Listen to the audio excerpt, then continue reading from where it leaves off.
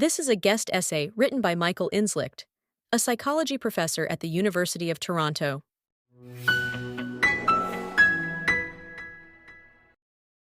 I have never identified as white, and that was even back when being white was a good thing. Skin tone was a regular topic for my Yemeni cousins and me when we were kids. In Israel, Yemenis were the swarthiest Jews around until the arrival of Ethiopian Jews in the mid 1980s. While I never cared for our textured hair, I loved our darker skin and spent plenty of time in the summer sun trying to be as dark as my cousins. I think dark skin is beautiful, and I'm proud of it to this day. So, no, I never saw myself as white. While my father is a light-skinned Ashkenazi Jew born in Belgium, I take after my mother and I identify as a Mizrahi Jew, a Jew originating from the Middle East. Over the years, some of my friends and colleagues have derided me for not identifying as white. My Sri Lankan American friend Asohan would affectionately call me barely ethnic during my grad school years. My friends sometimes laugh, thinking I am playing up my victimhood for not identifying as Caucasoid. But I have had too many experiences where people have not seen me as white to think otherwise. Like when my Indian doctor calls me brown, or when my friend's Yiddish-speaking grandmother called me a Schwarze, a racial slur for black people in Yiddish. Awareness of Mizrahi Jews is growing, however, and I think most people accept that, yes, some Jews can be people of color. But what about Ashkenazi Jews? Jews from Eastern Europe who make up 80% of world Jewry. Are they white? This question was raised in a very interesting symposium I attended in Santa Fe, New Mexico, at the annual meeting of the Society for Experimental Social Psychology. This symposium included a provocative talk by my friends Adam Cohen, Kimberly Rios, and Keith Markman, who asked, "Are Jewish Americans white?" For many non-Jews, the answer is, obviously, Whoopi Goldberg, for example, believes the Holocaust was not about race, but an example of white-on-white violence. To some, Jews are inherently white and privileged, and part of the white supremacist ruling class. And if we are to judge racial identity on outer markers like skin tone, hair color, and eye color alone, maybe this makes sense, at least for some Ashkenazi Jews. But we don't do this consistently. There are many people who phenotypically look white, yet who we identify as people of color. You can see this with Latino people. Many Latinos and Latinas have pale skin and can trace their lineage back to Spain or Portugal, so their ancestry is clearly white European. Yet for historical and cultural reasons, we consider them to be visible minorities here in Canada, and therefore not white. Many Persians are quite fair-skinned, some with light eyes, yet they are not considered white either. None of the people in the image below, for instance, would be classified as white in a Canadian context. Okay, back to Jews. Are Ashkenazi Jews white? Many think yes, especially those on the political left. Ashkenazi Jews, to some, not only look white, but they are full-on white, or perhaps functionally white. Again, we aren't talking about skin tone here. We're talking about ethnicity or race. We are perfectly fine referring to Persians, Turks, and Colombians as people of color, even when they are functionally white. But we hesitate when it comes to Jews. Judaism refers to a religion, yes, but it also refers to a people and ethnicity. Not all Ashkenazi Jews can pass as white, by the way.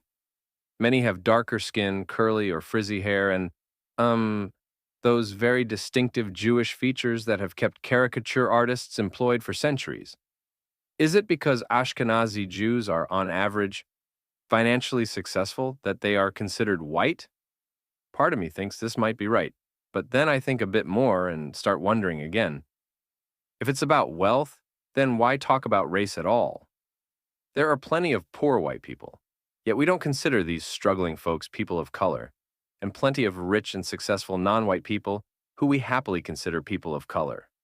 Indian Americans are now the richest Americans, and no one considers them white. In fact, based on median household income, Indian Americans are nearly twice as wealthy as Israeli Americans, yet the former are brown and the latter are mostly white. Or maybe it's all about oppression and privilege. Maybe groups that are privileged are white, and those that are marginalized or oppressed are people of color. This makes some sense and helps explain why Latinos are not considered white in Canada, despite their often white complexion. It also explains why many people from the Middle East are not considered white. Jews in North America are not marginalized and hold places of privilege throughout society, hence whiteness. But this only tells part of the story. Historically, Jews have faced oppression for centuries, if not millennia, across nearly every place we've called home. But even today, Jews are targets of sometimes violent hate crimes that far exceed our numbers. In 2023, police in Canada reported 900 hate crimes targeting Jews. This amounts to one Jew hate incident for every 373 Jewish Canadians, which far exceeds any other racial, religious, or sexual identity groups. Jews have been historically oppressed and, to my dismay, continue to experience harassment to this day. So, I ask again, why are Jews considered white? Many Jews themselves identify as white. Keith Markman, a co-author on the talk that incited this post, identifies as white. And phenotypically, that makes sense. Keith has pale skin, light hair, and actually, I have never gotten kissing distance to Keith, so I have no idea if he is light-eyed. In any case, Keith can pass as white, and because he has the privileges his paleness confers, he calls himself white.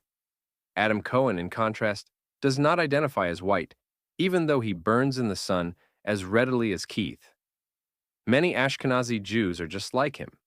They refuse to be referred to as white. Adam's reasons are intriguing. Biologically, Ashkenazi Jews are distinct. They carry a distinct set of genes that predisposes them to hundreds of diseases and disorders that do not impact other groups to the same degree. I'll never forget lining up in grade 10 at my Jewish high school in Montreal to be tested for whether we were carriers of the Tay-Sachs gene, which could imperil our future offspring. Mizrahi Jews are not carriers, so I was fine, but a few of my classmates received bad news that day. Other disorders that disproportionately affect Ashkenazi Jews are Gaucher disease and the chronic neurosis that their mother's opinion will always carry more weight than their own. Adam's second reason is cultural. For most of history, Jews were not treated as white. The Nazis used the prevailing race science of the day to make the case that Jews were not of good white stock and burned them in ovens as a result. My alma mater, McGill University, had a quote on the number of Jews it admitted from 1920 to the late 1960s, preventing the student pool from being polluted by sneaky non-white interlopers. Certainly, Italians also faced discrimination when they immigrated to North America, but as far as I know, there were no signs forbidding their participation in various forms of civic life. That aggression did not stand. One group that was singled out by such signs was the Irish, but that discrimination ended so long ago that some scholars incorrectly thought that such signs were vanishingly rare. Nonetheless, white supremacists did not chant, "Irish will not replace us," when they marched on Charlottesville in 2017.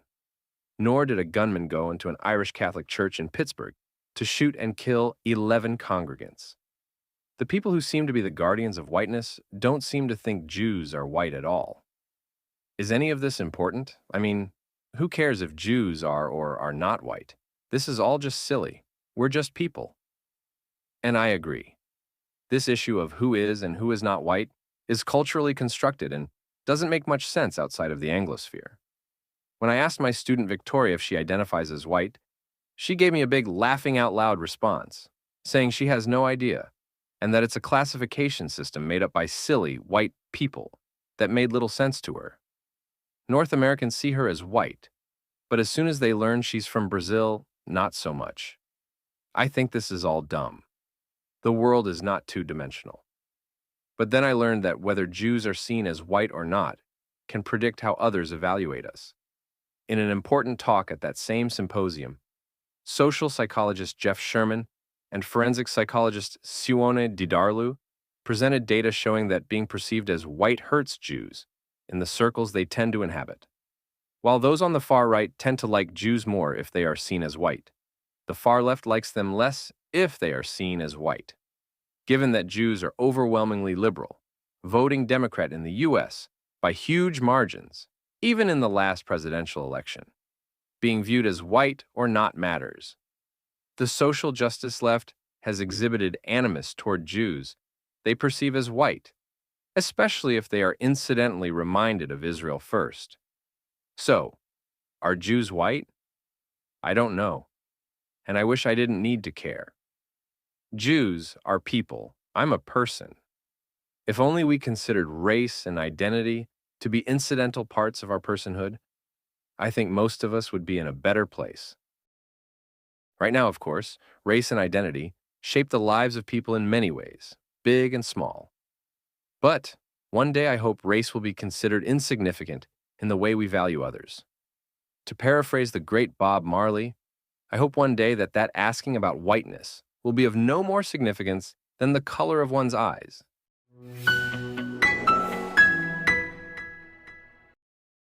As kids, my Yemeni cousins and I would talk about our darker complexions. But we didn't think it mattered much beyond how we looked.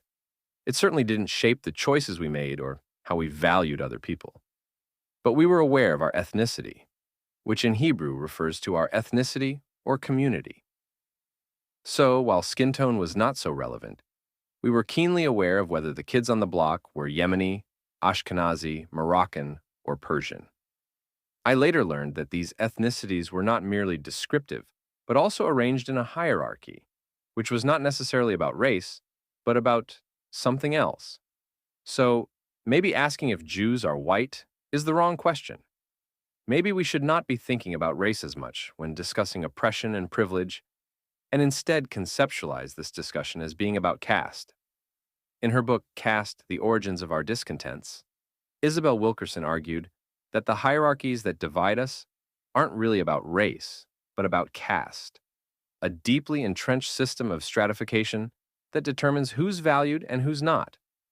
Wilkerson's ideas resonate with me here because Jews, no matter how light our skin or how much money we have, don't fit neatly into the racial categories we're so obsessed with. Instead, Jews occupy a caste that's both secure and precarious, both privileged and oppressed, depending on who's looking and when. Maybe shifting our focus from race to caste is the real answer. Maybe then I'd abide a little easier.